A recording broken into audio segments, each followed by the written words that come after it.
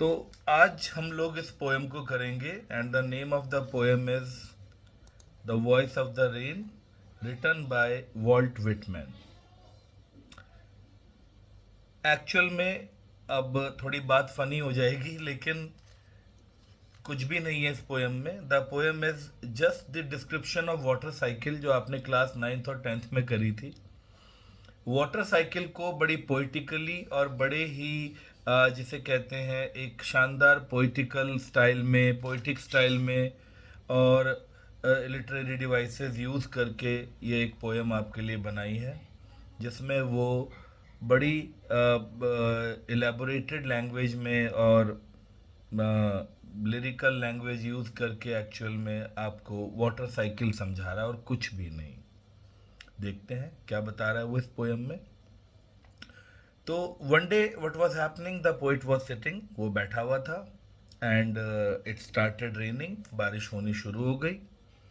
So when it started raining, तो बेख्याली में, like without, when you don't expect an answer of any question and you just put a question, उसने भी बारिश से ऐसे ही बेख्याली में इंडिफरेंटली एक क्वेश्चन पूछ लिया and he was least expecting an answer. उसे उम्मीद नहीं थी कि आंसर मिलेगा, बट सरप्राइजिंगली उसे बारिश से आंसर मिला। So the poet, first of all the poem is in personification. The figure of speech, the literary device used in this poem is personification, because rain is a non-human thing और बोलना is a human trait. So rain को human trait apply कर रहे हैं हम, non human को human trait apply कर रहे हैं, या नॉन लिविंग चीज़ को लिविंग की तरह ट्रीट कर रहे हैं, तो figure of speech is personification. बाकी फिगर ऑफ स्पीचेस भी हैं, बट पूरी पोएम, एटलीस्ट ये पूरी पोएम फिगर में जो एक major figure of speech use हुआ है वो है पर्सोनिफिकेशन। ठीक है, सो पर्सोनिफिकेशन में ये पोएम लिखी हुई है और पोएट जो है वो बारिश से बातें कर रहा है और बारिश फाइनली उसके सवाल का जवाब दे रही है। तो क्या सवाल पोएट ने किया and how does this poem go, let's do it. Poet पूछता है, and who art thou, who art thou. That is old age English use करी गई है, एलिजाबेथन उस जमाने की इंग्लिश, जहां पर दाऊ, दी, तुम कौन हो, तो दाऊ और दी यूज हुआ करते थे। तो पोएट ने गिरती हुई बारिश की बूंदों से पूछा, the poet asked the falling drops of the rain, who are you. I said to the soft falling shower. Softly गिरती हुई शावर से, पानी की बूंदों से मैंने पूछा, who are you. Was he, when he was asking this question, the question is this, ki was he expecting that the drops of the rain will answer him, बारिश की बूंदें उसे जवाब देंगी। आंसर इज दिस कि no, he was actually not at all expecting the answer and that's why he saying, वो कह रहा है, विच स्ट्रेंज टू टेल, मुझे कहते हुए बड़ा स्ट्रेंज लग रहा है, अजीब लग रहा है कि आई गॉट एन आंसर, मुझे बारिश की बूंदों से एक आंसर मिला, मुझे जवाब मिला। as here translated, and I'm translating the answer for you over here, and this is quite strange for me to tell you, आपको भी सुनकर strange लग रहा होगा कि बारिश की बूंदें मुझे रिप्लाई कर रही थी, they replied me and I'm here translating my reply। अब मैं आपको रिप्लाई बताता हूं उनका कि उन्होंने मुझे क्या रिप्लाई दिया। बारिश की बूंदों ने मुझे कहा, आई am the poem of the earth, मैं इस अर्थ की पोएम हूं, आई am the poem of the earth. तो मेटाफर है, the raindrop is directly compared to a poem, it's a metaphor used over here। I am the poem of the earth, said the voice of the rain। बारिश की आवाज आई और बारिश कहती है, मैं तो इस अर्थ की पोएम हूं। Eternal I rise impalpable out of the land and the bottomless sea। This process of my rising, actually वो evaporation को elaborate कर रहा है यहाँ पे पोएट। जमीन से और बॉटमलेस सी से पानी इवेपोरेट होता है, इवेपोरेट होकर it goes to the sky over there. So that process is very, जिसे कहते हैं पोइटिकली एक्सप्रेस्ड ओवर हियर, कि eternally the process of this evaporation and condensation and falling down of the rain has been happening from time immemorial, it has been happening since ages, जब से अर्थ बनी है तब से ये प्रोसेस चल रहा है। Eternal I rise impalpable, Nobody can touch me because I am in a vaporized form. I go up, मैं ऊपर जाती हूँ, upward to heaven. And where do I go? I go to heaven. I go to sky over there. मैं ऊपर पहुंचती हूँ. और जब मैं ऊपर पहुंचती हूँ, वी ऑल नो दैट बादलों की कोई स्पेसिफिक फॉर्म नहीं होती. When there is nothing specific, it is vague. और वहां चलकर आई एम वेगली फॉर्म्ड. मेरी एक वेग सा स्ट्रक्चर बनता है, शेप बनती है. All together change and yet the same. Oxymoron. Two contrasting statements, all together changed and yet the same. मैं जब नीचे जमीन पर थी तो मैं पानी थी, लिक्विड फॉर्म में. Still my constituents were same. H2, two atoms of hydrogen, one atom of oxygen. नीचे थी तब भी H2O थी. मैं वेपर फॉर्म में ऊपर गई, then also I was H2O. मैं ऊपर क्लाउड फॉर्म में चेंज हो गई, देन आई एम H2O. मेरे में कुछ हेल्स भी बने होंगे, ओले भी बने होंगे, या स्नोफ्लेक्स भी बने होंगे, वो भी H2O. या मैं बारिश की बूंद में नीचे गिर रही हूँ, वो भी H2O. All together my shapes are changing and yet the same, but still I am the same. इतने चेंजेस के बाद भी मैं हूं तो सेम ही. और फिर मैं I descend. Descend means I fall down. Going up, ascend, coming down, descend. I descend to lave the drought, and then I fall down to drench the drought areas. Then I fall down to supply, to irrigate the drought areas. वो जगह जहाँ सूखा पड़ा हुआ है, उनको गीला करने के लिए मैं बरसती हूँ. मैं अर्थ के छोटे छोटे पार्टिकल्स, एटमीज को भी गीला करती हूँ. And I settle down the dust layer of the globe. पूरी ग्लोब की डस्ट लेयर को मैं सेटल डाउन करती हूँ. अब देखते हैं बारिश के बाद पेड़ बड़े चमकते हैं, हरे हरे नजर आते हैं. आजकल बारिशों का सीजन है.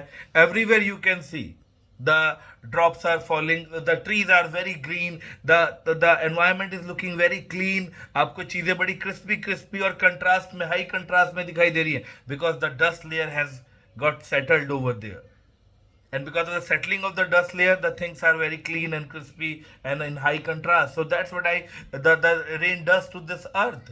It irrigates the drought areas. It you can say it makes the minor atomies wet over there, and it settles down the dust layer of the globe. And all in them without me were seeds only. मेरे बगैर जमीन के अंदर पड़े हुए वो बीज सिर्फ बीज ही रह जाते. विदाउट मी वो बीज ही हैं. जमीन में आप बीज डाल दो और पानी ना डालो, इरिगेट ना करो, they will never germinate. They will never germinate. That's why he is saying कि without me, all in them without me. जमीन के अंदर पड़े हुए सारे दाने were seeds only. They were latent, inactive, unborn. वो अनफर्टिलाइज थे, वो नहीं बढ़ते, वो उनसे पौधे ही ना निकलते मेरे बगैर. It's me. ये मैं हूं जो अर्थ के पौधों को ब्लूम करवाती हूँ, फर्टिलाइज करवाती हूँ, और वो पौधों के रूप में स्प्राउट करते हैं, बाहर निकलते हैं, खिलते हैं. It's all because of me. And for ever by day and night. हमेशा ये काम प्रोसेस सिंस एजेस चल रहा है. जब से ये अर्थ बनी है तब से चल रहा है. डे एंड नाइट, दिन रात. इट्स नॉट लाइक दिस कि आज हमारे यहाँ बारिश नहीं हो रही तो कहीं भी नहीं हो रही होगी. डे एंड नाइट कहीं ना कहीं ये बारिश पड़ रही होगी. And what am I doing by doing this? मैं गिर कर, बरस कर, मैं कर क्या रही हूं? I give back life to my own origin. जहां से पैदा हुई थी उसी को दोबारा जिंदगी देने का काम मैं कर रही हूं. It's me.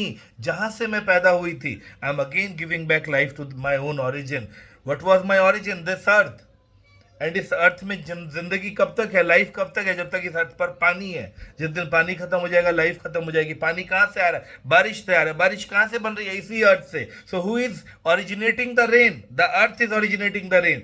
Who is giving life back to the earth? That rain is again giving back life to its own origin. वो बारिश दोबारा अपने ओरिजिन को लाइफ देती है, जहां से वो पैदा हुई उसे जिंदगी देती हूँ. And I make pure and beautify it. It's me who makes the earth pure. It's me who makes the earth beautiful. It's me who is doing all these things. So these are the work which the rain does to our earth. It gives back life to earth again. It beautifies the earth. It makes the earth beautiful. It makes the earth pure.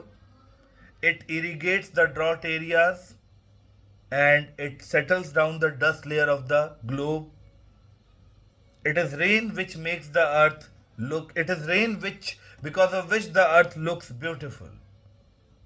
Now the last three lines in bracket where the rain is compared to a song. जैसे जब एक गाना बनता है, उसकी processing होती है, जब वो बन रहा होता है और जब तक वो ऑडियंस के बीच में जा रहा है, जाने तक उसे कोई नहीं जानता, कोई नहीं जानता। उस गाने की कोई वैल्यू नहीं है जब तक वो ऑडियंस के बीच में गया नहीं। फिर वो गाना ऑडियंस के बीच में जाता है तो लोग, कई ऐसे होते हैं जो उस गाने को सुनते हैं, कई ऐसे होते हैं जो उस गाने की तरफ ध्यान नहीं देते। सम पीपल रिकॉर्ड, मतलब it is record by some people and it is unrecord by some people. कई लोग ध्यान देते हैं, कई लोग ध्यान नहीं देते। लेकिन जब वो गाना वापस लौटकर सिंगर तक आता है, तब उस गाने के साथ लोगों की फीलिंग्स, एक्सप्रेशंस, हैप्पीनेस, सुख दुख जुड़ जाते हैं। कईयों को गाना बहुत पसंद आता है, कईयों को गाने से किसी की याद आ जाती है, तो गाना नाउ जब वो लौटता है तो वो इट्स लोडेड विद इमोशन। ऐसी जब बारिश बन रही है उसकी तब कोई वैल्यू नहीं है। बारिश के साथ इमोशन जुड़ते हैं जब बारिश बरसती है। तो कईयों को बारिश अच्छी लगती है, हैप्पी मोमेंट एसोसिएट हो गए। कईयों को बारिश से किसी की याद आ जाती है, हैप्पी मोमेंट्स एसोसिएटेड हो गए। ठीक है, कईयों को बारिश से सैडनेस भी आती है। एक पॉटर है, वो बारिश देख देख कर परेशान हो रहा है, कब बारिश बंद होएगी, कब धूप निकलेगा, कब मेरे पॉट सूखेंगे, कब मैं बेचूंगा, कब मेरे पास। तो जब बारिश पड़ती है तब उसके साथ काफ़ी इमोशंस अटैच हो जाते हैं। तो ऐसे ही सॉन्ग जब जाता है तब वैल्यू नहीं है, जब आता है तो विद इमोशन आता है। ऐसी बारिश जब जाती है तब उसकी वैल्यू नहीं है, जब वो बरस रही है तो विद इमोशंस बरस रही है।